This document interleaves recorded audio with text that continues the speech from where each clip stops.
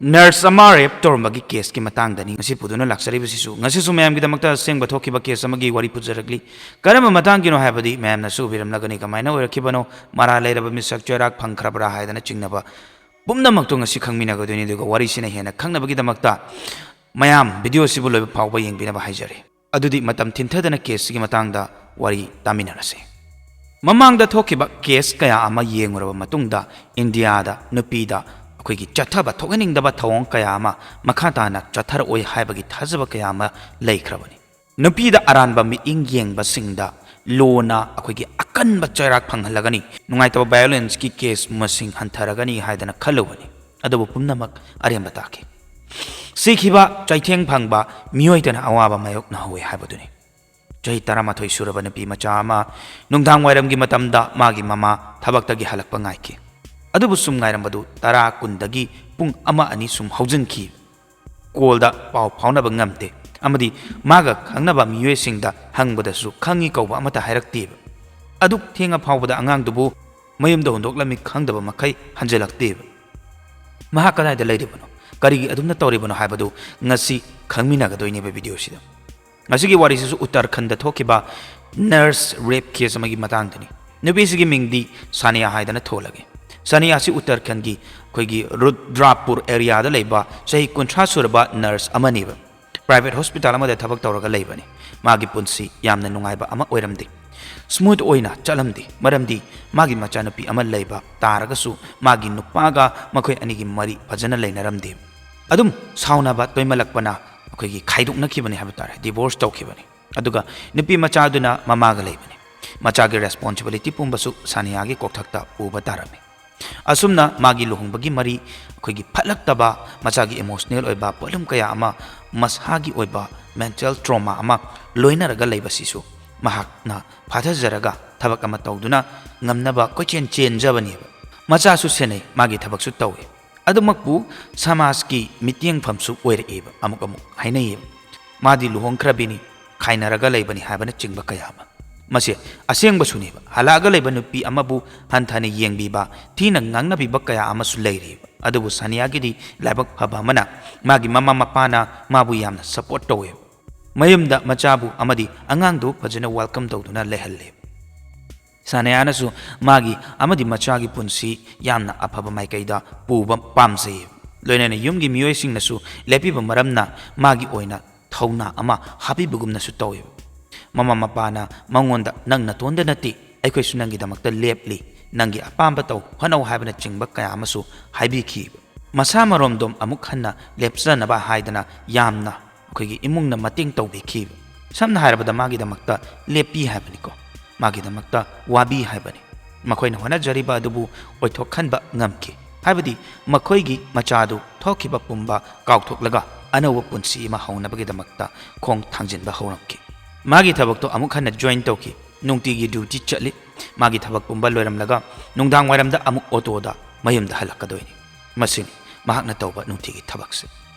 2023 गी जुलाई 30 दरी महाक मयुमदा सुगन हलकिदे ममांगदा तौदबत मतौगुमना तौरकपदा मागी इमुंग मनुंग पाखनबा हौरकी तुमिना लेथोकपसु ngamdaba मरमदी सानियागी मचेना नकनतीनबा अतोपा रिलेटिव सिंगदा हंकी सानियागी मरमदा हंगुबा मतमददी अमदा खंगी हाबा वहाइसे हाइरखिदे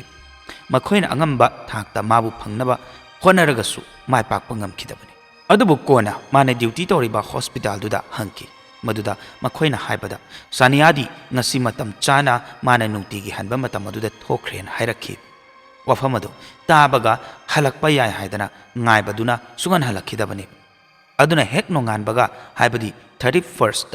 machesu police station da chatlaga missing complaint file tawkibani aduna police singnasu khoigi mahakpu thiba hoki ahanbada makhoina saniabu CCTV footage ki matengna track tawnaba honakibani check tawbada saniadu day 30 gi nungthang wairamda hospital dagi thokiba uki aduga mayumda hananaba haidana kogi Indra Hawk dagi e-rickshaw ama phaduna lakpa urame police na saniana laiba apartment dugi manakta laiba CCTV footage ta amuk yengbada madi magi apartment ta suklakpu lakhide masina takpadi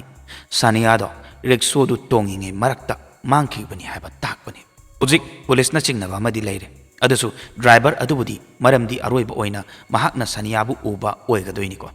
महाकपु कौदुना वहंग पहंग तौब मतमदा नुपादुना हाइरकी मादी नुपीदुना ताकलकप मफम मदुदा थादरंबा खक्तनी अतोपा अहेनबा लैते हाइबा खंखी पुलिसना फनियाम याम थीनबा होनारबसु फंगदि फंगद्रे तसेंगना महाकतु कदाइदा लैखरबनो हाइबा थीबा ngमखिदि तसेंगना हप्ता अममुक फागदौरे महाक हलखिदब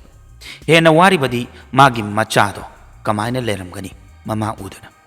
मागिने हाइबदा माबु सेनबीबा पुकनिंग थेंबिनबा Mopa हाइबदु लैखिदे मपादी लापथोकनरगसु लैरि अदुमकपु सानियागी mama Mopa खोइगी निंहन्नबा लैखिदे अदुबु Nongma 8 ऑगस्टदी पाव अमा ताखि तारिबा पावदो तसेंगना नुंगाइबा पाव अमदी ओइखिदे सानियागी apartment सी Uttarakhand अमदी UP की बिहार का यामना नकनना लै police की investigation ना मखोइबु UP की Bilaspur colony दा पुरखिबनी मफम दुगी अहांगबा युम सादबा जंगल मरक ओइना तौबा मफम अमदा सानियागी हक्चांग तमथीबा फिबम दा उबा फंकी फिबम यामना सोकपा हाइबबु मसादुसु पत्थबा पुमथबा हौबगी खोइगी मनाक्तगी नमथीबा मनम अमसु नमलखे मागी ममाइसु अखोइगी नुंगधंगुमना थोमनमबगी सकफमनेबा तारिदुसु मागी मसक फावबा लौबा यादबा मवंगदा थोमदत पिरमके पुलिसना महाकनी खंगबगी मरमदी माना सेलिबा नर्स की फिजोलदु उरगनी मसादा नर्स की फिजोलदु मदी फजना नपली मसादा दागफम कयासु ले महाकतु सेक्सुअल हैरासमेंट तौबिरमबनी नानथोक सनबा कयासु होनखिबगी ममी उबसु फंग पाव अदु मयुमदा पीखिबा मतमदा कना अमता थाजबा ngamde मरमदी मखोइना पुलिसता अदुकी मतिक अखोइगी थाजना मखोइगी मचादु टेक्ता कायदना पुरकनी हायदना खल्लगा लेरखिबनी अदुबु नुंगाइतबा पाव पुरकनी हायबदी खलुदबनी अदुमना नुंगाइतबा पेंदबा फावे अदुगा लोइनेना सानियागी अदुगुमलबा फिबमदो ओहलमनिबा मिसक्तुसु असोइबा अमा तौरमखि मदुदी करिनो हायबबु महाकना सानियागी बैगता फोन चिंगबा पोचै पुमनमक पुदुना चलमखि हायबदी महाक सानियादगी पोचै हुरालमले हायबसि मखोइने याम तुना सानियागी इन युबु ट्रेस तौखिब मदुदा फोन दुगी लोकेशन दी यूपी की वेरेली सिटी दा लैयेब अदुबु मखोइना हेक्ता चंगुबा यादबा मरमना उत्तराखंड पुलिसना यूपी पुलिस ता केस सिगी मतांगदा लोइना तमदुना खंगनखि अदुबु असोमदगी पाखुम अमता लाखिदेब लोइना सानियागी ममा मपाना नमफुदा चत्तुना केस फाइल तौररु मतमदसु फजना उत्पिरखिदबनी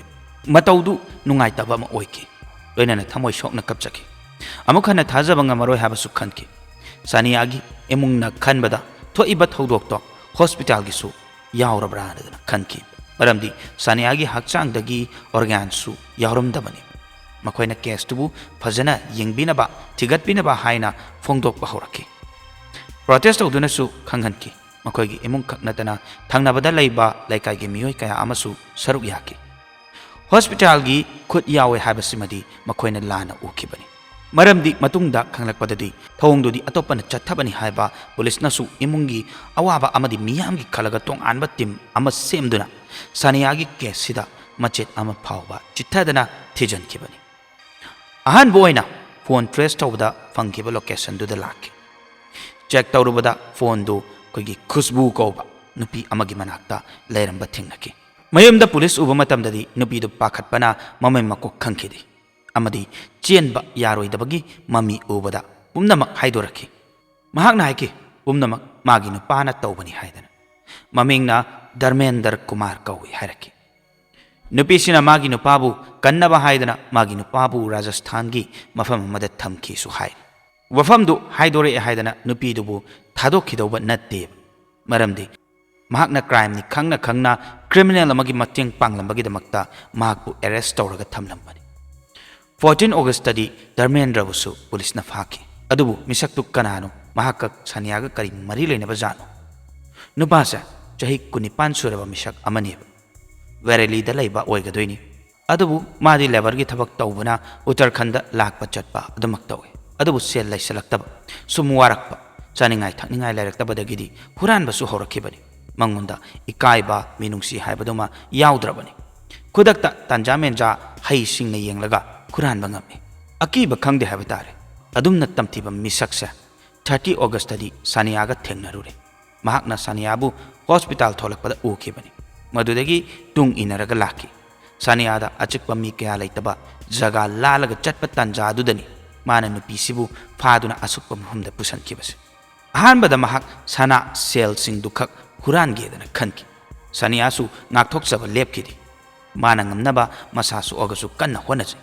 ꯃꯗꯨꯗ ꯅꯨꯄꯥꯗꯨꯁꯨ ꯁꯥꯎꯅꯤꯡꯉꯛꯇꯨꯅ ꯐꯥꯊꯕ ꯉꯝꯗꯕ ꯃꯈꯩ ꯑꯩꯈꯣꯏꯒꯤ ꯑꯄꯥꯏꯕ ꯄꯣꯠꯅ ꯑꯃꯗꯤ ꯇꯥꯔꯝꯕ ꯅꯨꯡꯅ ꯊꯣꯝꯈꯤꯕꯅꯦꯕ ꯃꯊꯣꯡ ꯃꯔꯝ ꯈꯪꯗꯅ ꯄꯪꯊꯣꯝꯗ ꯊꯣꯝꯖꯤꯟꯈꯤꯕꯅꯦ ꯍꯥꯏꯕ ꯇꯥꯔꯦ ꯁ꯭ꯀ꯭ꯔꯥꯐꯇ ꯉꯛꯁꯝ ꯌꯦꯠꯂꯛꯄꯗꯒꯤ ꯁꯣꯔ ꯍꯣꯟꯕ ꯉꯝꯗꯗꯅ ꯁꯤꯈꯤꯕꯅꯤ ꯃꯗꯨꯒꯤ ꯃꯇꯨꯡꯗꯁꯨ ꯃꯍꯥꯛ ꯂꯦꯞꯇ꯭ꯔꯤ ꯃꯍꯥꯛꯄꯨ ꯔꯦꯞ ꯇꯧꯈꯤ ꯂꯣꯏꯅꯅ ꯃꯥꯒꯤ ꯄꯣꯠꯆꯩ ꯀꯦꯁ ꯌꯥꯎꯔꯝꯕ ꯁꯅꯥꯅꯆꯤꯡꯕꯁꯤꯡꯁꯨ ꯄꯨꯗꯨꯅ ꯆꯦꯟꯈꯤ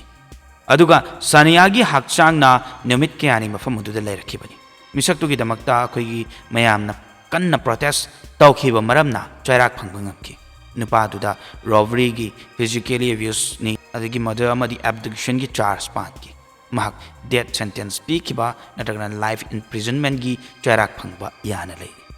ꯃꯌꯥꯝꯗꯤ ꯋꯥꯔꯤꯁꯤꯒꯤ ꯃꯇꯥꯡꯗ ꯀꯔꯤ ꯈꯟꯕꯤ ꯍꯥꯏꯕꯗꯨ ꯑꯩꯈꯣꯏ ꯀꯃꯦꯟ ꯕꯣꯛꯁꯇ ꯍꯥꯏꯕꯤꯔꯝꯃꯨ ꯍꯥꯏꯕꯁꯤ ꯊꯝꯖꯒꯦ ꯑꯗꯨꯒ ꯉꯁꯤꯒꯤ ꯋꯥꯔꯤꯁꯤ ꯃꯇꯥꯡꯁꯤꯗ ꯂꯣꯏꯁꯤꯟꯖꯔꯒꯦ ꯑꯩꯒꯤ ꯑꯃꯨꯛ ꯍꯥꯏꯖꯧ ꯍꯥꯏꯕ ꯇꯥꯔꯒꯗꯤ ꯁꯨꯝꯕ ꯃꯤꯁꯤꯗꯤ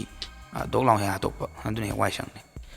ꯑꯗꯨꯅꯤ ꯑꯗꯣ ꯃꯇꯨꯡ ꯇꯥꯕ ꯋꯥꯔꯤꯗ ꯑꯃꯨꯛ ꯃꯌꯥꯝ ꯄꯨꯟꯅ ꯊꯦꯡꯅꯔꯁꯤ ꯉꯁꯤꯒꯤꯗꯃꯛꯇꯗꯤ ꯀꯥꯏꯅꯔꯁꯤ ꯐꯔꯦ